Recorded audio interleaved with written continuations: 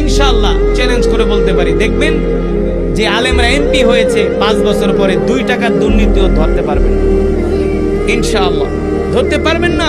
MP ছিলেন মাওলানা সাইদি রহমতুল্লাহ আলাই, মতিউর রহমান নিজামী, আলী হাসান মুজাহিদ। মতিউর রহমান নিজামী শিল্পমন্ত্রী ছিলেন, তার মন্ত্রণালয়ে 2 টাকার দুর্নীতি দেখাইতে পারে না। মুফতি ফজলুল হক আমিনী, মুফতি শহীদুল ইসলাম এমপি, এই আপনাদের পাশে নড়াইলে, যার সাথে শেখ হাসিনা হারছে, 2 বারের এমপি। এখনো নড়াইলে গেলে নড়াইলের হিন্দুরা পর্যন্ত বলে মুফতি সাহেবের মতো এমপি আজ পর্যন্ত পাই নাই। আলেমরা দুর্নীতি করে না, জনগণের সম্পদ চুরি করে না। এই জন্য আলেম প্রতিনিধি দরকার, ঠিক না?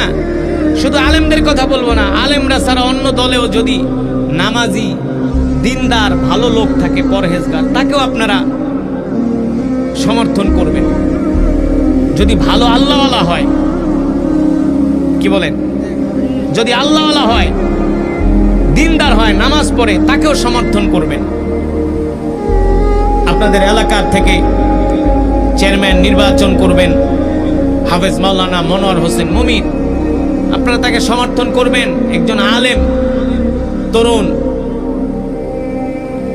ইয়াং, এমন একজন তরুণ দরকার সমাজের নেতৃত্ব দেওয়ার জন্য, কি বলেন? আপনারা তাকে সমর্থন করবেন, তাকে সহযোগিতা করবেন, সবাইকে ভালোবাসবেন।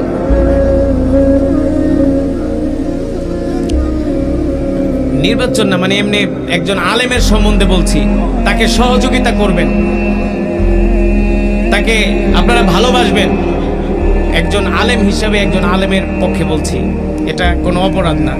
আপনারাও যদি, আমি সবার কথাই বলছি যে নামাজি, দিনদার, আল্লাহওয়ালা, পরহেজগার, সবাইকে আপনারা ভালোবাসবেন, সবার পক্ষে থাকবেন। এই ওয়াজ করা শুধু দায়িত্ব না, অনেক কথা বলে আলেমের দায়িত্ব। শুধু এই ওয়াজ করলেই হবে না, সব বিষয় বলতে হবে। আপনারা 5 ওয়াক্ত নামাজ পড়বেন, আল্লাহর হুকুম মানবেন। বলছি তো, সবাই তো বলছি, সব কোরআন হাদিস। তখন কোরআন হাদিসের আলোচনা করছি না,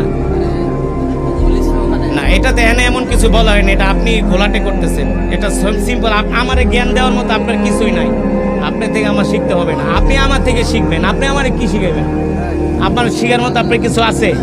কি বলেন আপনি? আপনার এই মাহফিল আমার 14টা সিরিয়ালে থাকে, আপনি কি আমাকে শিখাবেন? আচ্ছা বলছি, বললে কি হয়েছে? একটা ভালো কথা বলছি, খারাপ বলছি? একজন আলেমের পক্ষে বলছি, আপনার পক্ষে আমি বলবো, সমস্যা কি? কি বলেন না বলেন? একজন আলেমের পক্ষে